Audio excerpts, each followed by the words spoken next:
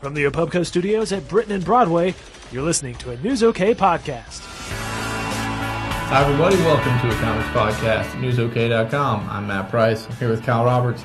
We've got two Oklahoma-connected comics this week. We've got the launch of a new sci-fi franchise, and Neil Gaiman takes on the Batman.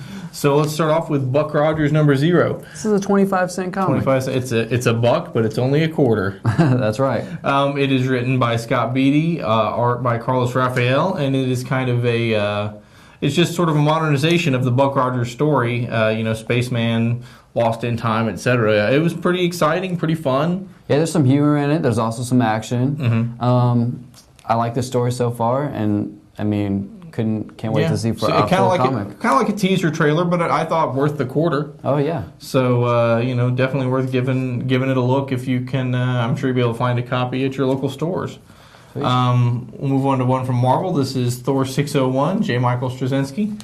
Following up on last issue's the big 600 deal where Thor is exiled, Loki is now making moves to move the gods away from Asgard, which is currently stationed in Oklahoma.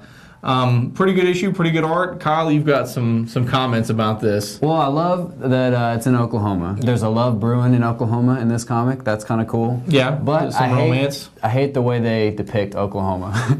They make it look like it's a whole desert. I think Doom even says that at one point, that it's a desert where people go and die. Or something exactly. Dr. Doom says Oklahoma's a land full of sand where things go to die. Now, I think that's probably worse than the actual drawings. You could look at the drawings as, okay, maybe there should be a little more green lushness here, but I think they're going for a rural environment. So they make it look 1800s, except for his beat-up 80s truck. So I can see that what Kyle's saying. On the other hand, I guess I can also take the argument that this is supposed to be a very rural part of Oklahoma, and Dr. Doom's the bad guy. Of course, Dr. Doom doesn't like us. He's the bad guy, so we'll take him on. Thor's still living here. We still got Thor. I just don't picture Oklahoma like that. You picture it a different way. There's 1.3 million people in Oklahoma City. That's true. there are people around in trees. We've got Thunder basketball team. That's right. NBA. Mm-hmm. I mean, Oklahoma's a booming metropolis. We all love Oklahoma here. Although obviously, we're glad Thor's here. But maybe we could show some of the cool parts of Oklahoma sometimes too. Maybe they could take a day trip to the city and blow some stuff up. Maybe Kevin Durant could dunk on Dr. Doom's head. There you go. That might be something to look into. All right, so Thor 601. Our second Oklahoma Tide comic. OU graduate Sterling Gates writes the final part of his Who is Superwoman story. He's the regular writer on Supergirl, and Superwoman is revealed. This is pretty action-packed. She thinks things are going one way, then she kind of figures out there's another. There's some twists and turns. She fights Reactron, who killed her father. So it's, pretty actiony, pretty. That's basically what you've got here. You've got Jamal Igle, who is really, really underrated as an artist.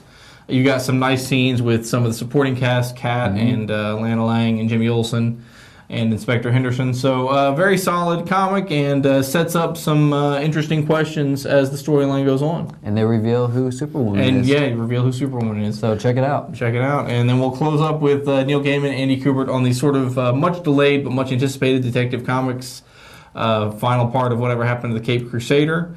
And this is almost sort of more of a meditation on Batman, sort of a... what does Batman mean? What does he stand for? Exactly. What does he stand for? What does that character mean to people, to fiction? So on that level, I liked it a whole lot. It's not exactly like Battle for the Cowl with all the punchy. This is more of a thinking about Batman.